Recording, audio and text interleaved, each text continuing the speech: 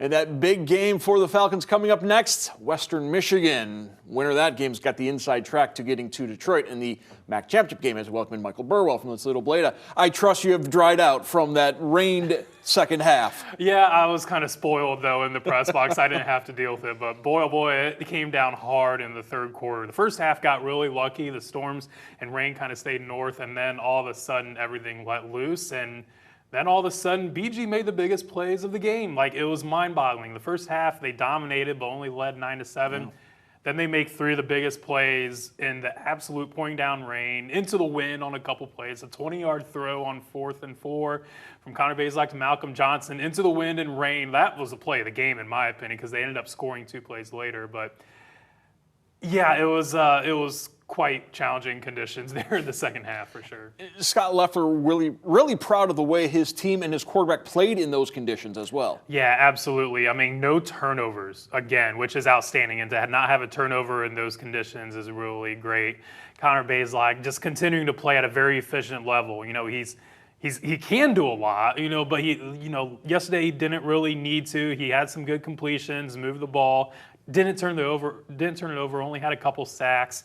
The run game really got going in the second half. I think the first half only 34 rushing yards, and then Jason Patterson, a big 44-yard carry. Terrion Stewart gets loose a couple times, and all of a sudden they're up to about 170, 180 rushing yards, and it seemed like those two running backs were getting better as the game went on, and then they really sealed the deal in the fourth. So another really balanced effort, which that's what BG wants to do, and that's what they need if they want to keep on winning. You mentioned Bowling Green did not have any turnovers. Central had the one turnover early in the third quarter when it's still just that 2-point game, and that's what led to Bowling Green taking control in the second half. Yeah, first play of the third quarter, and it was huge. Quarterback for Central Michigan, Tyler Jefferson, kind of steps up in the pocket.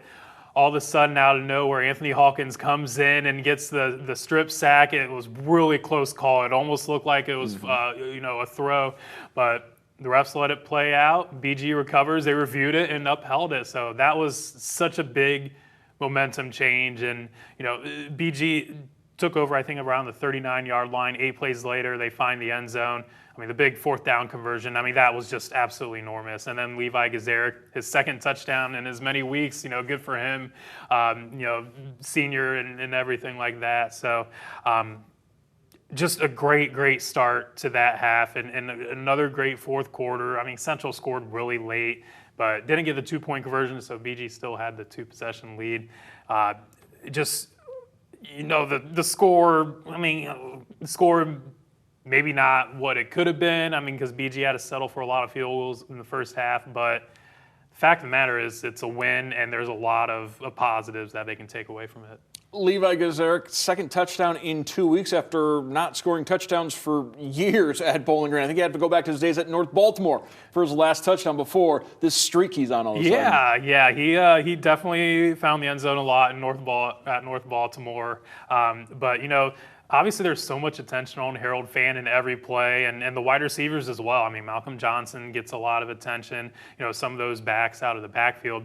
And then all of a sudden, that play, Levi just kind of slips out. You don't really see him till the last second, and he's wide open and easy pitch and catch between him and Bazelak, and just power. He's 6'5", 250. He's a big dude, so just bowls his way into the end zone. So, good for him, and just another, another added weapon and just a big factor as well, because obviously BG's had so many injuries at wide receiver and everything. But for Levi Gazaric to step up, that's big for them.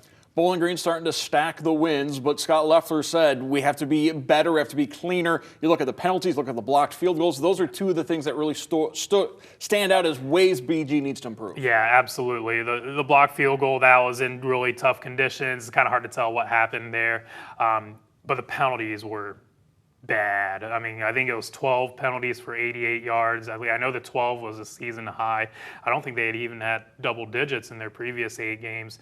So, and everyone was at a critical moment. They get a big pass play for 20 yards for a first down, coming back because of legal formation or just a random penalty. And absolutely can't afford to do that going forward. They got away with a lot. Central had a lot of penalties too, so sometimes it evened out, but I mean, yeah, BG is definitely going to have to clean that up. And that sets us up for next Tuesday. Bowling Green at home hosting Western Michigan. First place in the MAC is going to be on the line. Yeah, I mean, it's just going to be hopefully a great atmosphere. You never know because it's a Tuesday night. But one thing I'm very interested in seeing, I mean, BG brings it on the road. I mean, there's something about playing away from home that brings out the best in them. 3-2 on the road this season. The 2 losses are in the 2 toughest environments in college football by 13 total points. Yeah. At home, it's a different story. I mean, you look at Old Dominion loss, Northern Illinois, bad loss. You look at last year, the Ohio loss was very bad. Toledo, obviously, last minute there, they lost to Toledo.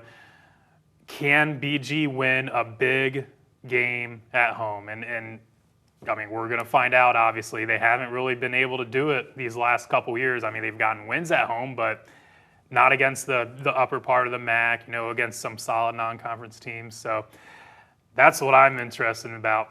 Can they win at home against a top opponent? Falcons return from Mount Pleasant with their 5th victory of the season. One more win and they're bowl eligible. We'll find out if they can get that this coming Tuesday. I want to thank Michael Burwell from the Little Blade for joining us tonight. Thank you.